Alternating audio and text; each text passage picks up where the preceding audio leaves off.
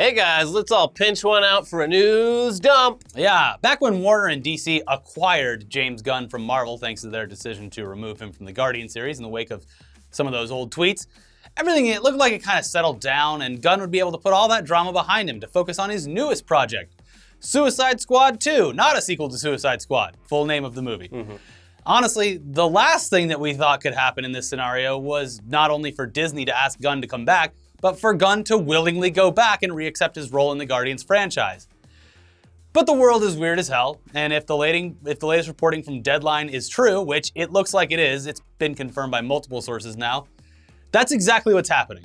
Yeah, according to their reporting, which they indicate was confirmed by reps for Gunn and Marvel themselves, James Gunn will be returning to take over as writer and director of Guardians of the Galaxy 3 just after he's finished writing and directing Suicide Squad, not Part 2, for DC and Warner Brothers, with at least 2 Marvel actors starring in it. So,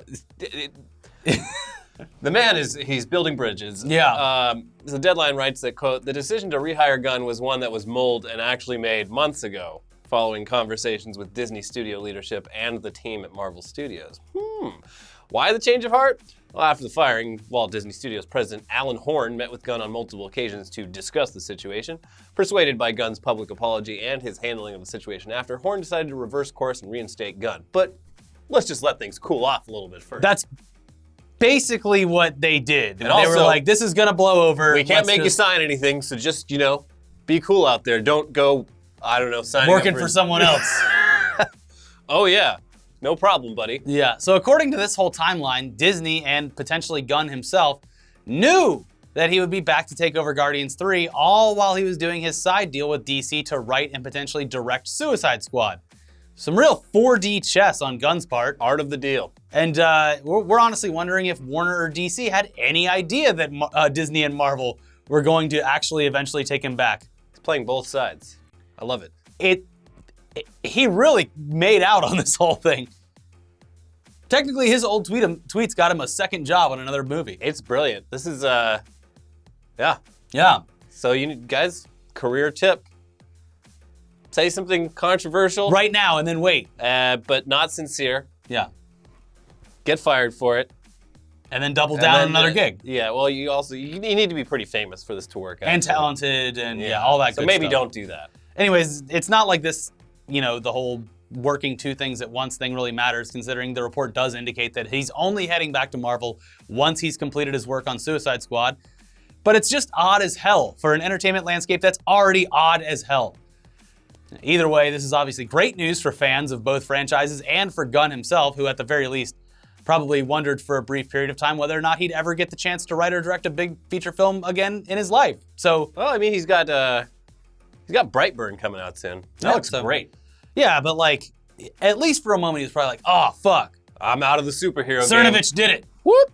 Yeah. Sorry, Mike Cernovich. Yeah. Eat shit.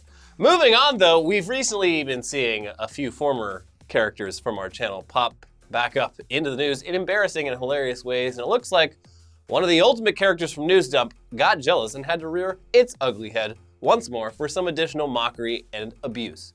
We're, of course, talking about MoviePass, the doomed movie subscription service that would allow you to see any movie you wanted for next to nothing. What a business plan. Now, by now, you all know the long, excruciating tale of MoviePass, a company that was destined to fail because there was absolutely no way that they could ever become profitable. We're not going to tell you the story again.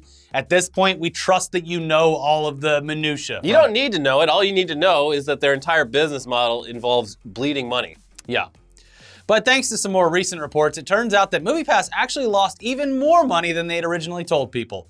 Specifically, they didn't tell their investors this little factoid. That seems like investor fraud. Well, I don't know if it goes that far, but someone didn't cross their T's and dot their I's. Oopsie doopsie.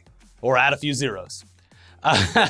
Their investors, they're probably pretty upset to hear about this accounting error because it would obviously devalue the company even more than it was worth based on their own erroneous reporting.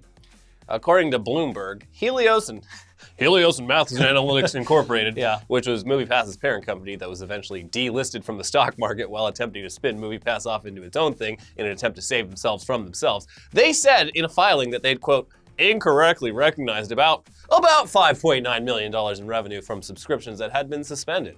A further error totaling $700,000 came from recognition of revenue from subscriptions through Costco Wholesale Group that had been terminated through refunds. It continues. There was a non-cash error, too, related to accounting for derivatives. The changes to third quarter results led to an $8.9 million widening of the company's net loss for the period to $138.5 million. Also, they had to go back and redo the reporting for the other quarters, and there was money that they lost during those that they hadn't reported either. I mean, anyone dumb enough to actually still be invested in this company probably deserves what's coming to them, but they do have rights.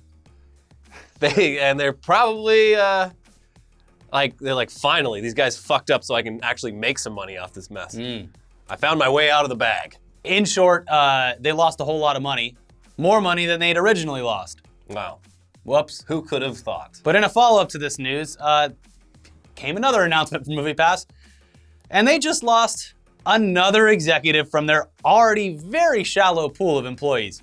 And we joked a few months ago that they were in such bad shape that they'd actually started hiring animals to fill positions, and that was based on some PR responses that were written as though a puppy had been in charge of customer service. But at this point, we're starting to believe that this might have actually been true, considering the rate at which offices have been shut down and top-level people have been ditched or ditched themselves from this failing brand. It was announced this week that the company's vice president, Khalid Idam, had resigned, citing his growing frustrations with the new direction of the company. The new direction? I know. It's the same direction. He follows closely behind their senior vice president of exhibitor relations, their chief technology officer, and their senior vice president of human resources. So it's just the dog running the whole show now. I think so. And that dog's name? I don't remember what the dog's name was. Yeah. It was a pun. That's all I remember. Anyway, MoviePass also recently laid off their entire business development team and closed their entire LA-based office. Yeah. The rent is pretty damn high. Yeah, we agree. Get it. Now, this is all after their attempt to rebrand and redefine their company at the start of the year, which obviously it doesn't appear to be doing anything worthwhile to actually save the company. No. It's not going to work. In the wake of all these losses, CEO and professional barrel wearer, because he can't afford clothes, Mitch Lowe, he's going to assume the responsibilities of at least the VP role in addition to being CEO. Nah, it's fine. Why don't you just fucking leave? I'll do your job. Couldn't have been that hard. He spends all day sitting alone in his office listening to that Dido song, White Flag. I will go down with this ship. Because that's what he's doing. And with the scene from Titanic with the band playing over and over and over again. Yeah. So at this point, you almost got to feel bad for the guy. I mean, he's the leader of a company that lost tens of millions of dollars, got delisted from the stock market, is under investigation for fraud by the New York Attorney General, and lost a ton of executive-level employees. All within the span of about 6 months. I think you guys, I don't know if there's any coming back from this. Can't you just leave a company? Can't you just burn the company to the ground at some point? Yeah. At what point, I guess this is a really good example for all of us as to the tenacity and the stick-to-itiveness of a company when they know that they're failing. How much does it take to just shut down? I mean, I guess we saw it with Machinima, but that was years in the making. I don't know. Because like the longer they stay around, the more money they owe. It's not like someone's gonna come buy out their tech or something. Yeah, no, Not to mention, their biggest loss of all is getting mocked by us and many others out there who predicted their inevitable failure a long time ago while sitting back and just watching the whole thing cave in on itself, chomping on popcorn. Yeah. It's been fun. I mean, they should probably walk away from all this before he loses the barrel. Yeah. Then he's going to get an indecent exposure charge. He's going to have to walk around with it tucked back. He's going to have to downgrade to like a little plant down here covering up his junk. Yeah. Well, it's been fun to watch. Yeah. Can't wait to see what they come up with next. Hey, the CEO's next venture, driving your Uber. You ever heard of a little company called MoviePass? But here's the difference with my Uber. It's free. I just give you the ride. Yeah, and then we'll figure out We'll figure it out later how we make the money, but for now it's just free rides for everyone.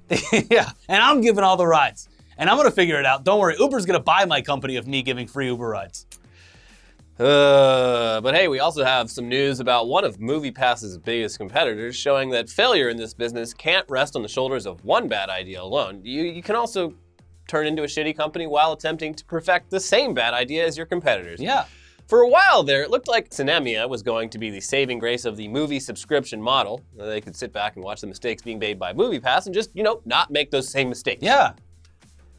But even Sinemia has been pissing off their users recently, which has now culminated in a very big, very public shaming at the hands of its subscribers when a video went viral showing that they were randomly deleting people's entire accounts under the guise of fraudulent activity. So in the video posted to YouTube, a Sinemia user who was in good standings attempted to recreate an issue that a lot of people were having, where Sinemia would just straight up delete their accounts and then claim that it was because of fraudulent activity or a breach of terms of service. In the video, the user he's already at his theater of choice and uses his Sinemia account to attempt to purchase a ticket to a screening of Captain Marvel. The person filming shows his phone screen, and that phone screen shows that his account, it's in good standing. Then they indicate that the theory is, as soon as you click confirm, it'll deactivate or reject you. Why though? Yeah, so they go through the whole process, they confirm the tickets at the theater they're standing in, and boom, the account is terminated. And the reasons given are the ones that many other users were experiencing, like unauthorized use of Sinemia outside of its intended use, use of multiple Sinemia accounts in the same device, reasonable suspicion of fraud or abuse, sharing membership info to purchase tickets for other people, or manipulation of location data resulting in deceptive ticket practices. Now, obviously, it doesn't look like this user broke any of those rules. No. I mean, we don't know, but it doesn't look like it. They filmed the whole thing. Yeah. Unless he's some kind of camera wizard, and there are a lot of those on YouTube, so maybe he's pulling a prank. Captain D, get on it. Captain Disillusion, where are you at? No, I think this is real, though. I'm pretty sure it's real. Yeah. So for whatever reason, Sinemia is just terminating a whole bunch of accounts, which is odd. But considering the fact that we're talking about a movie subscription service that isn't owned by a nationwide chain, we're going to have to assume that Sinemia is having some problems of their own behind the scenes. We need to purge like 10,000 accounts. Not a lot of cash coming through this week, so let's just pretend that a bunch of people broke the rules. What do you mean Marvel's releasing 2 movies this year? We're going to go broke. Everyone's going to be buying tickets. Can't every month be August? Just do it for Sinemia's sake. As for the time that we filmed this, as of now, there was no statement from Sinemia specifically regarding these false terminations, but we'll keep you updated if we hear anything. Yeah, their only response was, if a person's terminated, it's because of one of these reasons.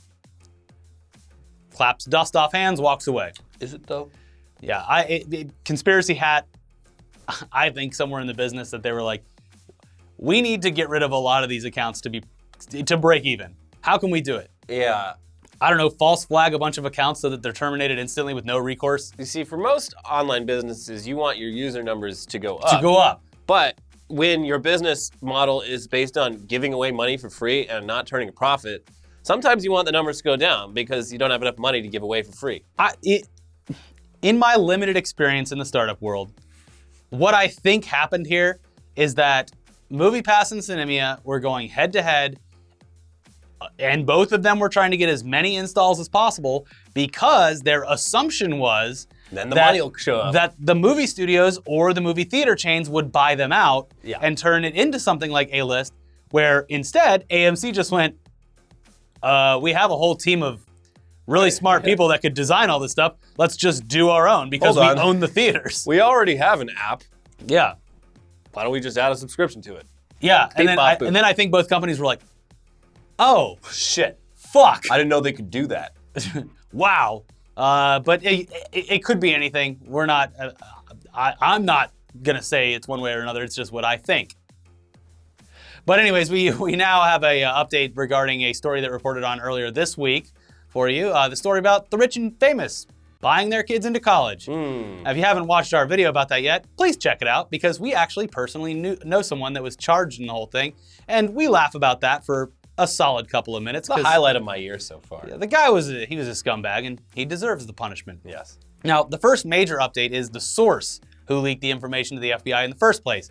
It's come out that a man named Maury Tobin, who's a financial executive, is the one who tipped the FBI off about the college admission scandal because he was seeking a reduced sentence regarding an FBI investigation that was focused on him for securities fraud.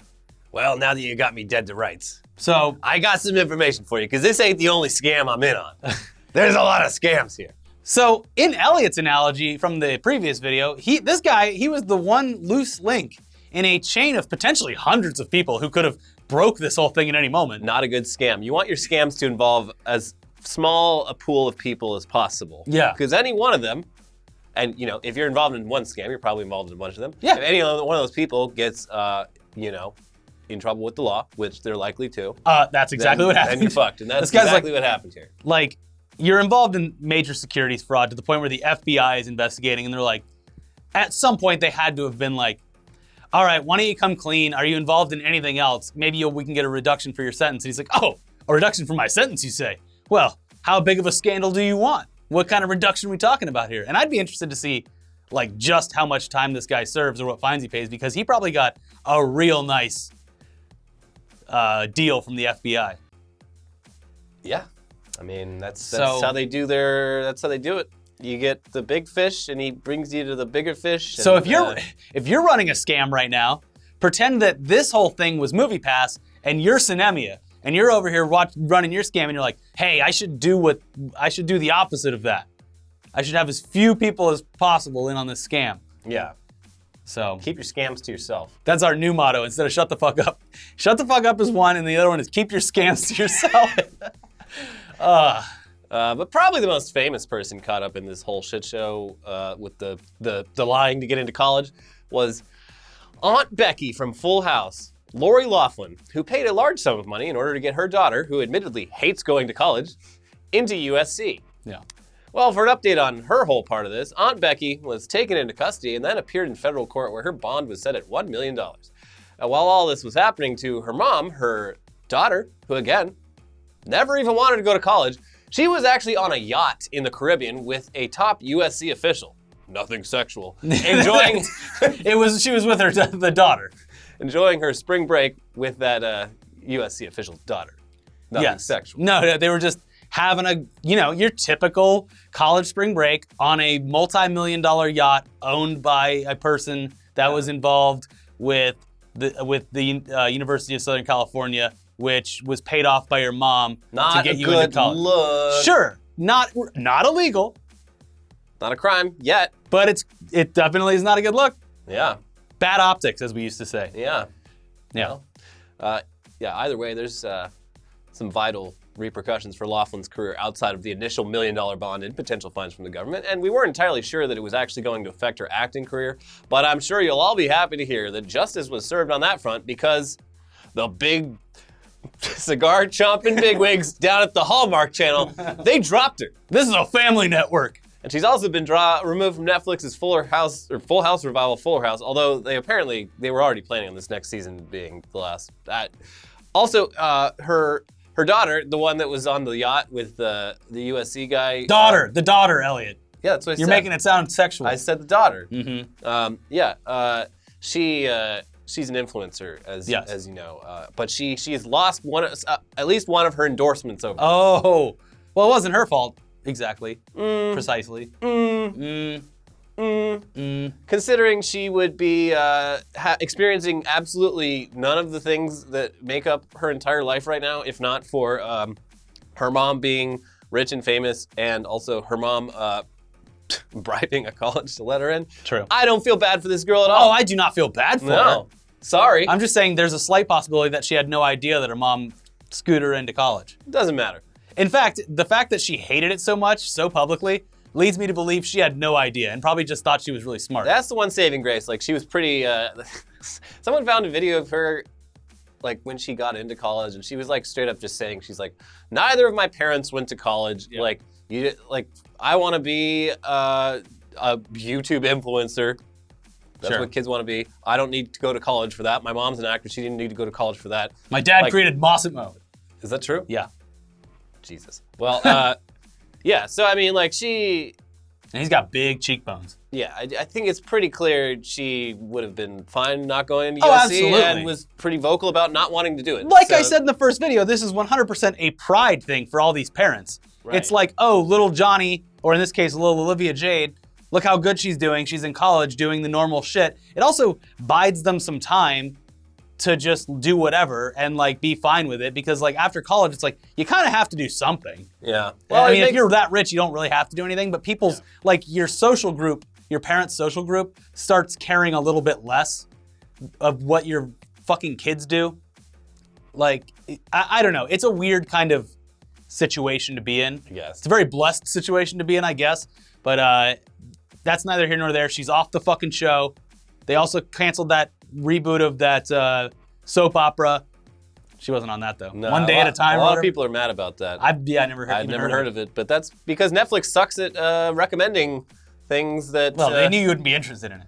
I don't know. Maybe I would be. I still don't know what it is. One thing I can recommend this week, as we bring this show to a close, I watched the Flat Earth documentary, and it's really good cringy shit, but like also like, I thought I was gonna put it on for like 10 minutes and be like, I can't stand this, but they actually get you pretty hooked. They have like astrophysicists, astronauts, scientists all on there, and they do like 2 separate documentaries at the same time where they literally give the same amount of attention to the flat earthers in a full-on documentary style as they do to the people that are very easily refuting their claims. Mm-hmm. It's worth a watch. I hovered over it for about 30 seconds, really considering watching it, and then I was like, nah, I don't feel like being that frustrated tonight. I think the thing that comes off the most in this is that the flat earthers, I feel like they even know that all their claims are bullshit, but it really feels like they just wanted something to belong to. Yeah, that's the whole vibe I got from it. That's exactly. Where they're just like, finally some other like people to hang out with. And like we can all bond over this thing. And yeah, we all know, hush hush, that it's stupid and we look stupid, but at least we're all hanging out together. This is my family. Yeah. My big flat family. Except for there's one guy in it who is completely fucking off his rock. So, okay. And that rock is flat, but he's nuts and no excuses for him. Anyways, there's a new Aladdin trailer this week and it looks better than the previous ones, but nah, it looks like fucking Bollywood. It looks like a big expensive turd. I rather liked the trailer. I think Genie, a bit more than the previous ones. It's easier to accept how the genie looks because everything in the movie looks gaudy and like way too colorful. So I'm less mad about the genie now. I'm like, yeah, Genie, he looks like he belongs in this hideous movie. So that's cool. What I will say is that this looks kind of like, it looks like a YouTube fan film where they were like, what if we did the dance numbers from Aladdin in live action? Like, that'd be a really good video, right? Like, people would really like that. It looks like, you know how NBC does, like, Rent Live and... Peter Pan? Yeah, it looks like one of those with they shot it on, like, a really good camera. Yeah, it definitely has that, like, high frame rate, kind of blooming look, like a soap opera. Yeah. Anyways, I'm more interested now than I was before, but the thing that I like the most about the trailer is the songs, and the songs exist in the original movie. Right. So, I don't know if there's a point. They changed up some of the harmonies, too. I'm like, why are you going high here? You should be low. Because it's 2018, baby. Harmonies have changed. Also, there's a new Avengers trailer, which I thought was great because it doesn't give away pretty much anything except for some new suits. It gave absolutely nothing away to me because I didn't watch it. Yeah, don't watch it. We've been trying to push this for a while now. Just don't watch trailers. It's not worth it. Who gives a shit? Watch a trailer if it's like a movie that is a completely new thing that is coming from a director, or it's like an indie film or something like that. Like the first trailer for Us was great, but I'm not going to watch any other Us trailers. But when it's something like Avengers, it's like, why watch the trailer? I only watched it because my fiance was like, "Boo! Yeah. Put it on." She forced your hand. I know. Girls love superhero movies. Wait till I start knocking at that gate. Too many girls. Hey, I like them now too. Yeah. Hey, what about me? Oh, you're just a fake gamer boy. Yeah. You say you like superhero movies to make girls like you. Name all your favorite superheroes. Yeah. All right. Watch our other shit from this week and donate to the Patreon. We had to spend a bunch of money on this new studio. You're finally throwing that paper around. Yeah, we have receipts. We're spending the money on improving the show, although you can't tell now because we're just on our basic set. Yeah, and when you spill as much tea as we do, you need cleaning products. Yeah. So we got those. There you go. Watch the new Tech News Day and be sure to watch that college scam video. Weekly Weird News will be up tomorrow or in a couple hours, something like that. And have a great weekend. It's St. Patrick's Day. Drink some green beer or something. Oh, good. Some green tea. Drink some green tea. Bye-bye.